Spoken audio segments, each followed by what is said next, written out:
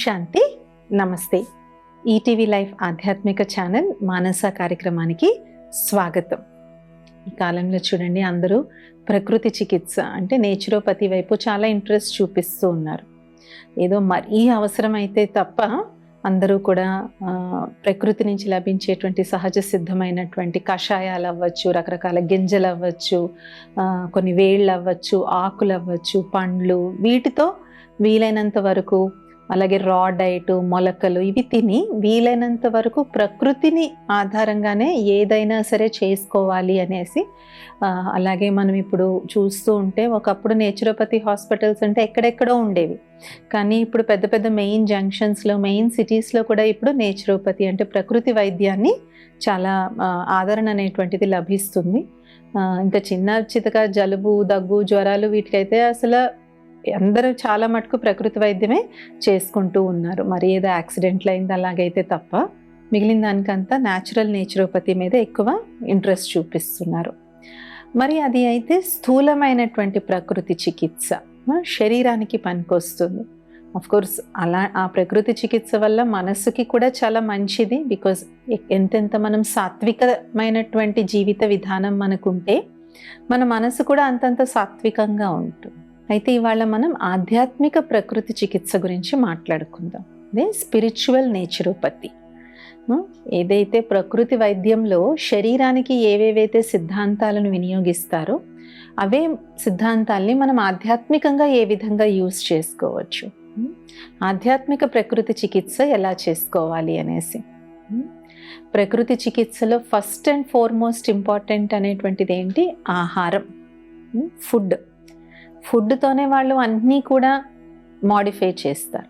Food అంటే కేవలం solids అంటే ఘన పదార్థాలే కాదు, లిక్విడ్స్, ద్రవ పదార్థాలు కూడా వాళ్ళు రకరకాల కషాయాలు, పానీయాలు, fruit juices, vegetable juices, soups, ఇవి చెప్తూ ఉంటారు.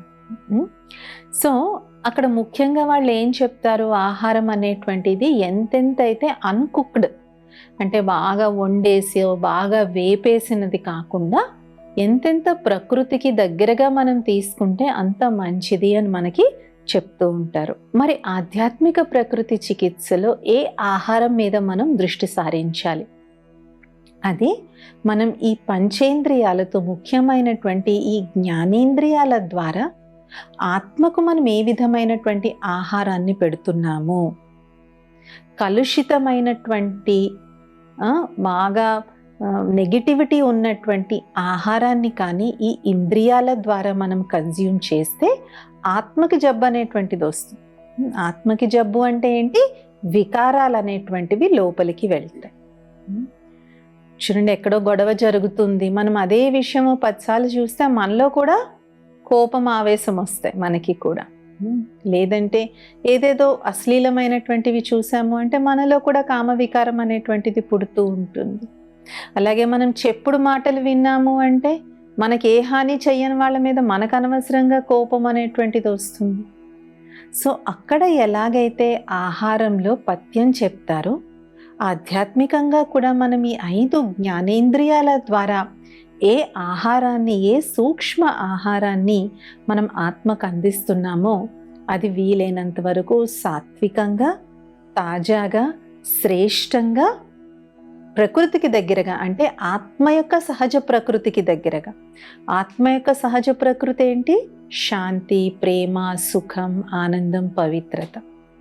సో అక్కడ ఎలాగైతే ఈ శరీరానికి ప్రకృతికి దగ్గరగా ఉన్న ఆహారాన్ని మనం పెడతామో, అలాగే ఆత్మకి కూడా దాని సహజమైన ప్రకృతి అయినటువంటి శాంతి, సుఖం, ప్రేమ, ఆనందం అనేటువంటి ఈ దివ్య గుణాలతో నిండినటువంటి ఆహారాన్ని ఈ 5 ఇంద్రియాల ద్వారా, ఈ జ్ఞానేంద్రియాల ద్వారా మనం స్వీకరించాలి. అలాగే అక్కడ రెండవది ముఖ్యంగా ఇంకా ఏమి చెప్తారు? ప్రకృతి వైద్యంలో రకరకాల క్రియలు చేస్తారు. బాడీని డీటాక్స్ చేయడానికి చాలా ప్రాధాన్యత ఇస్తారు. ఆ డీటాక్స్ అంటే ఏంటి? బాడీలో ఉన్నటువంటి విషపూరిత పదార్థాలని బయటికి పంపించేయడం. దీనికోసం రకరకాల క్రియలు చేస్తూ ఉంటారు. క్రియలతో పాటు వాళ్ళు ఏం చేస్తారు? రకరకాల బాత్స్, ప్యాక్స్, మడ్ ప్యాక్స్ అని చెప్పేసి, వాటర్ థెరపీ అని, ఇలాంటివి రకరకాలు చేస్తారు. ఎందుకు ప్రకృతి చికిత్సలో ఏమంటారు, శరీరం నుంచి ఎంతెంతైతే మనం విష పదార్థాలను బయటికి పంపించేస్తే అంతంతగా శరీరం అనేటువంటిది అనారోగ్యం చెందకుండా ఉంటుంది అని. మరి ఆధ్యాత్మికంగా మనం ఎలాంటి క్రియల్ని చేయాలి? ఏవైతే పురాతనమైనటువంటి పాత అయినటువంటి అలవాట్లు మనకి ఏవైతే ఉన్నాయో, దేని ద్వారా ఆత్మలో 5 వికారాలు అనేటువంటి విషం చెందుతూ ఉంటుందో వాటిని మనం పరమాత్మని స్మృతి అనేటువంటి యోగ అగ్నిలో, ఆ యోగ క్రియలో మన ఆ పాత దురలవాట్లు, విషపూరితమైనటువంటి అలవాట్లను మనం కాల్చేయాలి. పరమాత్మని యొక్క దివ్య మహావాక్యాలు ఏంటి అంటే, ఈ కలియుగ అంతిమ సమయంలో అందరికీ వికారాలంటే ఒక రకమైనటువంటి ప్రేమ పెరిగింది. కోపం లేకుండా ఎలా బతుకుతామండి అంటాము. మన అయిన వాళ్ళ మీద, మన జాతి వాళ్ళ మీద, మన కులం వాళ్ళ మీద మనకి అనవసరమైన మోహం అనేటువంటిది ఉంటుంది. అలాగే తరతరాలకి కూడబెట్టేయాలనేటువంటి దురాశతో ఎన్నో రకాల అక్రమాలు చేస్తూ ఉంటారు, పక్క వాళ్ళవి లాక్కుంటూ ఉంటారు. ఇదంతా మనం ఇప్పుడు ఒక న్యాచురల్ నేచర్ అనుకుంటున్నాము. ఇలా లేకపోతే ఈ సమాజంలో మనం బతకలేము అనుకుంటున్నాం. అంటే మన ఆత్మ యొక్క ప్రకృతికి విరుద్ధంగా బతకడం నేర్చుకున్నాం కాబట్టి ఇప్పుడు ప్రపంచం అంతా ఎలాగైంది, తలక్రిందుల ప్రపంచంగా తయారైంది. తల్లిదండ్రి అంటే పిల్లలు గౌరవించాలి. ఇప్పుడు పిల్లల్ని చూసి భయపడాల్సిన పరిస్థితి తల్లిదండ్రికి అనేటువంటిది వస్తూ ఉంది. అలాగే ఒకప్పుడు పోలీసులన్నా, న్యాయ వ్యవస్థ అన్నా సరే చాలా గౌరవం అనేటువంటిది ఉండింది. కానీ ఇప్పుడు వాళ్ళని తప్పించుకుని ఎలా తిరగాలి అనేటువంటి ఆలోచనలు ఎక్కువయ్యాయి. ఆఖరికి దేవుడి మీద కూడా భగవంతుడు దేవాలయాల్లో చోరీలు చేసేటువంటి ప్రబుద్ధులు కూడా తయారయ్యారు. ఒకప్పుడు గుడిలోకి వెళ్తే ఎంతో పవిత్రంగా వెళ్ళేవాళ్ళు. ఇప్పుడు గుడిలోకి వెళ్ళి గుడిలో ఎక్కడ సీసీ కెమెరాస్ ఉన్నాయి, ఏ టైంలో పంతులు ఉంటాడు, ఏ టైంలో పంతులు ఉండడు, అమ్మవారికి ఎన్ని నగలు ఉన్నాయి, ఇలాంటివి చూస్తూ ఉంటాను. నవరాత్రులప్పుడు పట్టు చీరలు అమ్మవారికి ఎంతోమంది పట్టు చీరలు సమర్పించుకుంటారు. ఆ పట్టు చీరలన్నీ దొంగతనం అయిపోయాయి అని చెప్పేసి. ఒకప్పుడు అమ్మ అంటే, కాళీ అంటే భయం ఉండేది. కానీ ఇప్పుడు అమ్మవారి గుడిలోనే మనం చోరీ చేస్తున్నాం. ఎందుకు? మనం ఆత్మ యొక్క ప్రకృతికి విరుద్ధంగా జీవిస్తూ ఉన్నాం కాబట్టి ఆధ్యాత్మిక ప్రకృతి చికిత్సలో మనం చేయవలసిన క్రియలేంటి?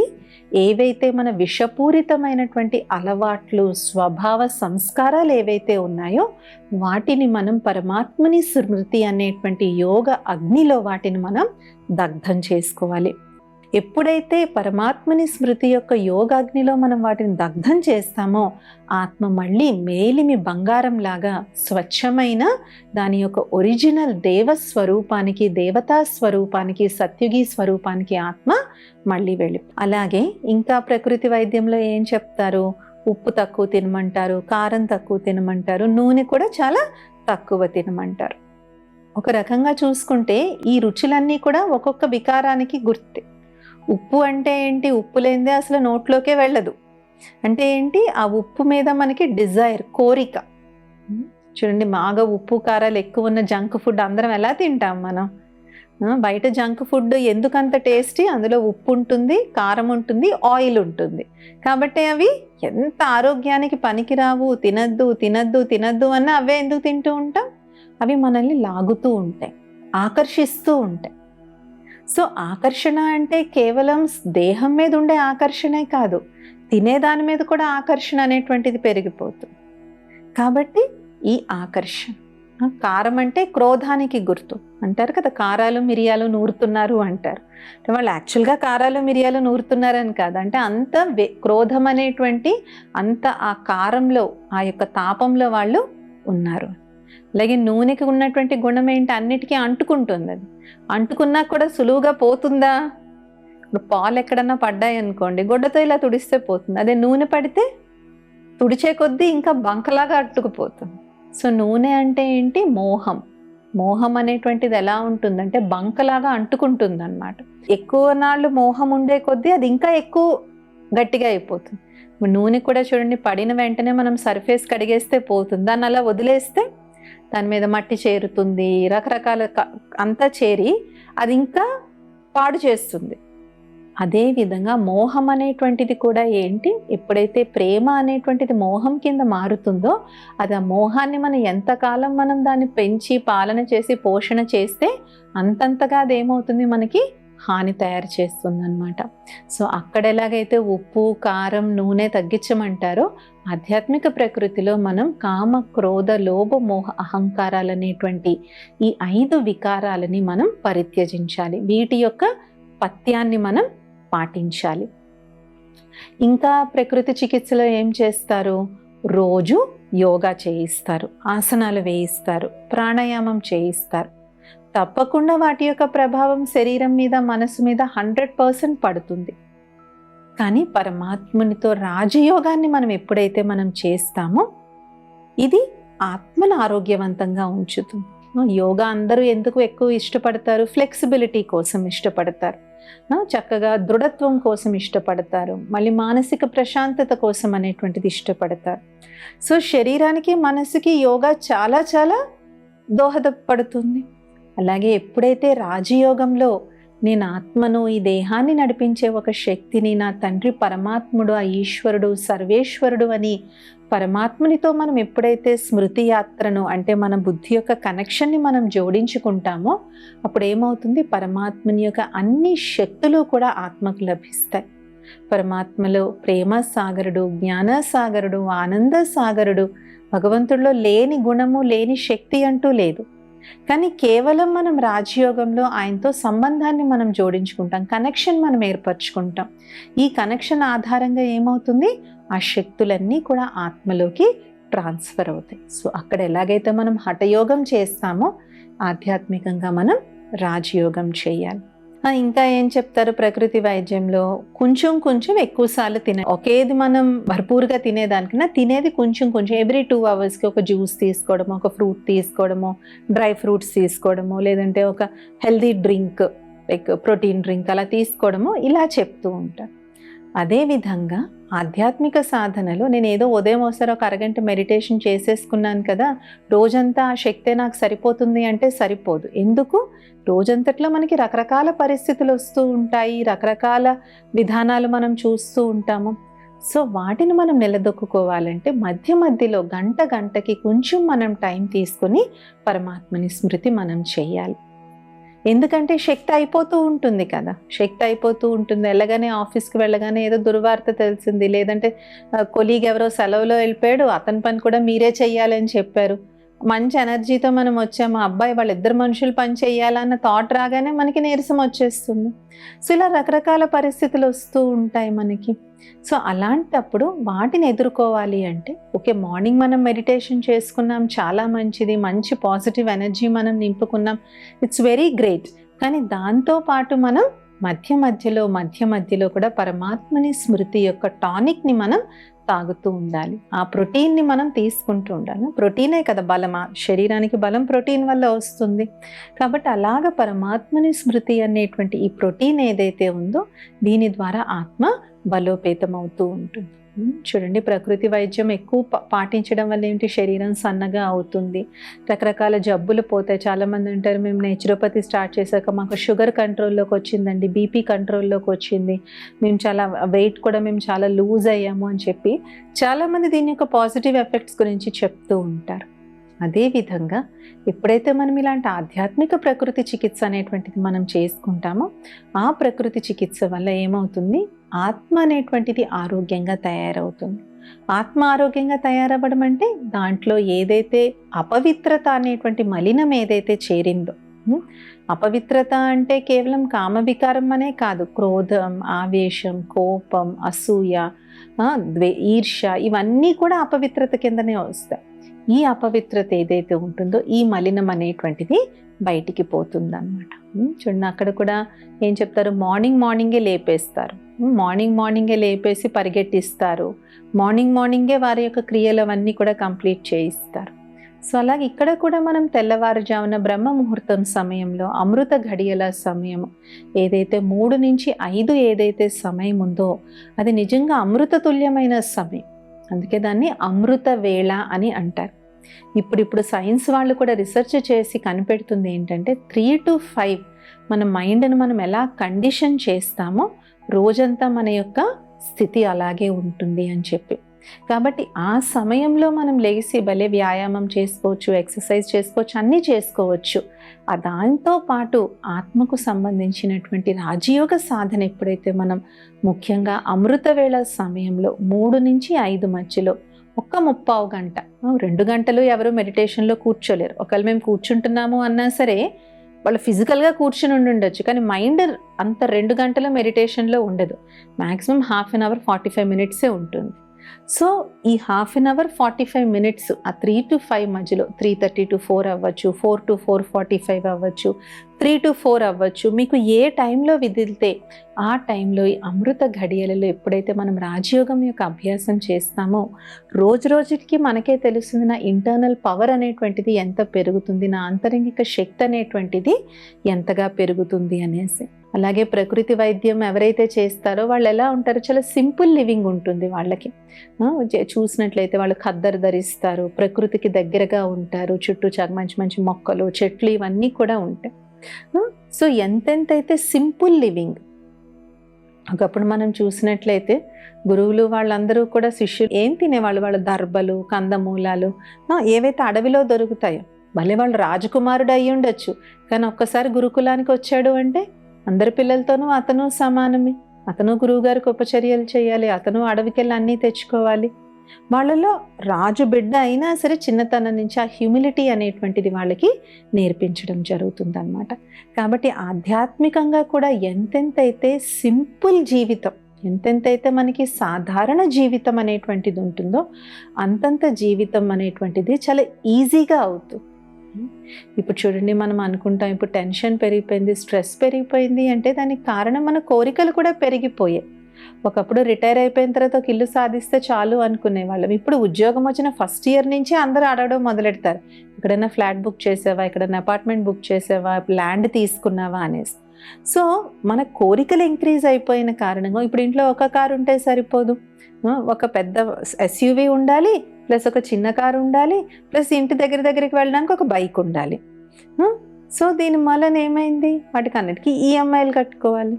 ఒకప్పుడు ఇల్లంతా ఒక టీవీ చూసేది, కొంతమంది ఇళ్లలో చూస్తుంటాం హాల్లోనేమో పెద్ద ఇంచుల టీవీ ఉంటుంది, మళ్ళీ బెడ్రూమ్స్లో చిన్న చిన్న ప్లాస్మా టీవీలు కూడా పెట్టుకుంటూ ఉంటారు. సో మన కోరికలు ఎంతెంతైతే పెరుగుతాయో ఆబ్వియస్గా దానికి తగినటువంటి స్ట్రెస్ మనకు వస్తూనే ఉంటుంది.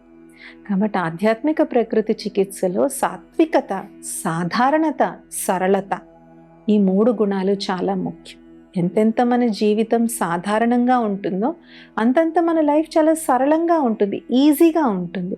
కానీ మన కోరికలు ఎప్పుడైతే పెరుగుతాయో, అయితే కొంతమందికి ఆధ్యాత్మిక మార్గంలో స్థూలమైన కోరికలు ఉండకపోవచ్చు, కానీ సూక్ష్మమైన కోరికలు ఉంటాయి. ఏంటి, అందరూ నన్ను గుర్తించాలి, నేను ఎక్కడికి వెళ్ళినా నాకు ఒక పెద్ద కుర్చీ వేయాలి, నేను ఇంత సాధించాను, నేను సాధించిందంతా వీళ్ళు అందరికీ చెప్పాలి, నన్ను పొగడాలి, నాకు ఒక మాల వేయాలి, నాకు పెద్ద కుర్చీ వేయాలి, నన్ను ఫ్రంట్ రోలో కూర్చోబెట్టాలి.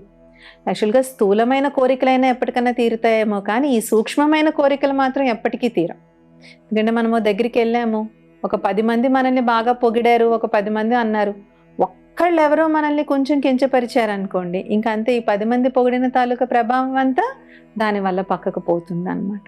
కాబట్టి స్థూలమైన కోరికల కన్నా ఒక లిమిట్ ఉండొచ్చు. ఎందుకంటే క్రెడిట్ కార్డ్ మ్యాక్స్ అయిపోయింది అనుకోండి, ఖచ్చితంగా ఆపాల్సి వస్తుంది, మనం ఇంకేం చేయలేము. కానీ ఈ సూక్ష్మమైన కోరికలు అనేటువంటివి మృగతృష్ణ లాంటివి అన్నమాట. దాని వెనకాతలు పరిగెట్టే కొద్దీ ఇంకా ఉన్నాను, ఇంకా ఉన్నాను, ఇంకా ఉన్నానని వస్తూ ఉంటుంది. అందుకే మహాత్ముడు గౌతమ్ బుద్ధుడు ఏమన్నారు, the cause for all human suffering is desire. అంటే మనిషి తాలూకా అన్ని దుఃఖాలకి కారణం ఏంటి, కోరిక. అందుకే ఆధ్యాత్మికతలో దేవతల్ని ఏమంటారు, ఇచ్ఛా మాత్రం అవిద్య అంటారు. అంటే వాళ్ళకి కోరిక అనేటువంటిది ఒకటి ఉంటుంది అని కూడా వాళ్ళకి తెలియదు. అవిద్య అంటే కోరిక అనేది కూడా ఒకటి ఉంటుందా అనేది కూడా తెలియనటువంటి వాళ్ళు దేవతలు అని అంటారు. కానీ ఇచ్ఛా మాత్రం అవిద్య. ఎందుకంటే భగవంతుడు సృష్టించినటువంటి అనంతమైన సృష్టి నాటకం చాలా కరెక్ట్గా నడుస్తుంది. ఎవరికి ఏ సమయంలో ఏది లభించాలో అది తప్పకుండా లభిస్తుంది. దానికి తగినట్టుగా భగవంతుడు తప్పకుండా మనకు అన్నీ ఇస్తాడు. కానీ ఎప్పుడైతే దానికన్నా మనం మితిమీరి ఎప్పుడైతే మనం కోరుతామో అప్పుడు మనకి ఇబ్బంది అనేటువంటిది స్టార్ట్ అవుతుంది అన్నమాట. సో కాబట్టి ఇచ్చా మాత్రం అవిద్య అంటే సరళమైనటువంటి, సాత్వికమైనటువంటి, సాధారణమైనటువంటి జీవితం కూడా మనకి ఎంతో ఆహ్లాదంగా ఉంటుంది, ఆనందకరంగా ఉంటుంది. అలాగే ఈ ప్రకృతి అలాగే ఇప్పుడు చూడండి, ఒకప్పుడు ప్రకృతి వైద్యం అంటే అందరికీ తెలిసేది కాదు. ఎవరో చేయించుకునేవారు. చేయించుకున్నది ఏంటండి, ఏదో కషాయాలు తాగాలంట, అవి తాగాలంటే ఈ తాగాలంట అని అనుకునేవారు. కానీ ఇప్పుడు అది ఎలాగైతే చాలా విస్తృతంగా అయ్యిందో, ఆధ్యాత్మికత మీద కూడా, ఒకప్పుడు అంటే ఆధ్యాత్మికత అంటే ఎవరో బాగా పురాణాలే చదివినోళ్ళు, బాగా పండితులు, వాళ్ళకే తెలుస్తుంది, మనకేం తెలుస్తుంది అనుకునేవారు. కానీ ఇప్పుడు చూడండి, భారతదేశంలో ఎన్ని ఆధ్యాత్మిక సంస్థలు అనేటువంటివి ఉన్నాయి. కొంతమంది వాళ్ళ అపార్ట్మెంట్ బిల్డింగ్స్లోనే పలానా మెడిటేషన్ క్లాస్ ఇక్కడ జరుగుతుంది, లేదంటే పలానా సత్సంగం ఇక్కడ జరుగుతుందని చాలామంది వాళ్ళ బిల్డింగ్స్లోను, వాళ్ళ అపార్ట్మెంట్స్లోను, వాళ్ళ కాలనీస్లోనే చిన్న చిన్న మెడిటేషన్ సెంటర్స్ కానీ, చిన్న చిన్న స్పిరిచువల్ సెంటర్స్ కానీ తెరుస్తూ ఉన్నారు. కాబట్టి మీరు ఎక్కడికో దూరంగా వెళ్ళాలి దీనికోసం చాలా టైంని గడపాలి, చాలా కాస్ట్ పెట్టాలి అనేటువంటి భావన కూడా పెట్టుకోవాల్సిన అవసరం లేదు. మీకు దగ్గరలో, మీ ఏరియాలో, మీ కాలనీలో, మీ బిల్డింగ్లో ఎక్కడ ఏ విధమైనటువంటి స్పిరిచువల్ విషయాలు, ఆధ్యాత్మిక విషయాలు పెడుతున్నా ఆ టైం ఎలాగన్నా గడిచిపోద్ది. మనం ఫోన్లో గడిపేయచ్చు, టీవీలో గడిపేయచ్చు, నిద్రపోయి గడిపేయచ్చు, ఎలాగన్నా మనం ఆ గంట గడిపేస్తాం. కానీ అదే గంటను మనం ఆధ్యాత్మిక విషయాలలో, ఆధ్యాత్మిక సాంగత్యంలో, ఆధ్యాత్మిక సత్సంగాల్లో కానీ మనం గడిపాము అంటే దాని యొక్క ప్రభావం మనకి ఎంతో ఎంతో పడుతుంది. ఎందుకంటే ఆధ్యాత్మిక ప్రకృతి వైద్యం వల్ల కేవలం ఆ ఒక్క వ్యక్తే బాగుపడ్డాడు. వాళ్ళు బాగుపడడం వల్ల ఆ ఇంటి తాలూకు వైబ్రేషన్స్, ఇంట్లో ఫ్యామిలీ మెంబర్స్, వాళ్ళ యొక్క స్థితిగతులు కూడా చాలా మంచిగా తయారవుతాయి అన్నమాట. అందుకని ఆ ప్రకృతి వైద్యానికి మనం ఎంత ఇంపార్టెన్స్ ఇస్తున్నామో, చాలామంది చాలా ధనం కూడా ఖర్చు పెడుతూ ఉంటారు. ఎందుకంటే కొన్ని అంత ఈజీగా దొరకవు, ఎక్కడో రేర్గా దొరుకుతూ ఉంటాయి కొన్ని వాళ్ళు చెప్పేటువంటి కొన్ని పదార్థాలు. అలాగే ఆర్గానిక్ ఆయిల్స్ అని కానీ, గానుగ నూనెలన్నీ, ఇవన్నీ చీపేమీ కాదు. అయినా దాని లాభం తెలిసిన కారణంగా మనం ఖర్చు పెట్టడానికి మనం వెనుకాడటం లేదు. దీనివల్ల లాంగ్ రన్లో నాకు బెనిఫిట్ ఉంటుంది, ఫ్యూచర్లో నేను ఏ విధమైనటువంటి హెల్త్ ప్రాబ్లమ్స్ రావు అని. అదేవిధంగా ఆధ్యాత్మికత అయితే అంత కాస్ట్లీ విషయమే కాదు, చాలా అసలు జీరో కాస్ట్, జీరో ఇన్వెస్ట్మెంట్ పథకం అంటే స్పిరిచువాలిటీయే. జీరో ఇన్వెస్ట్మెంట్ వచ్చినా 100% పాజిటివ్ రిటర్న్ ఇచ్చేటువంటిది స్పిరిచువాలిటీ. కాబట్టి ఈ విధమైనటువంటి మీ దగ్గరలో ఉన్న ఎక్కడో ఒకక్కడికి వెళ్ళండి. వెళ్ళి అక్కడ స్పిరిచువల్ విషయాలను వినడము, మెడిటేషన్ కాసేపు చేసుకోవడం వల్ల తెలియకుండానే మనం ఇంటర్నల్గా మన యొక్క హీలింగ్ అనేటువంటిది జరుగుతుంది. దానివల్ల ఎలాగైతే బాడీలోని టాక్సిక్ విషయాలు ఎలాగైతే బయటికి పోతూ ఉన్నాయో, దీనివల్ల ఆత్మలో ఏవైతే నెగిటివ్ విషపూరితమైనటువంటి వికారాలు ఏవైతే చోటు చేసుకుని కూర్చున్నాయో, ఇల్లు కట్టుకుని కూర్చున్నాయో అవి బయటికి పోతాయన్నమాట. కాబట్టి మన అందరము కూడా ఈ స్పిరిచువల్ నేచురోపతిని చేసుకుందాం, స్పిరిచువల్ నేచర్ క్యూర్ని మనం చేసుకుందాం. ఇది ఇవాల్టి మానస కార్యక్రమం. వచ్చే మానసాలు ఇంకొన్ని విషయాలతో కలుద్దాం. ఓం శాంతి. నమస్తే.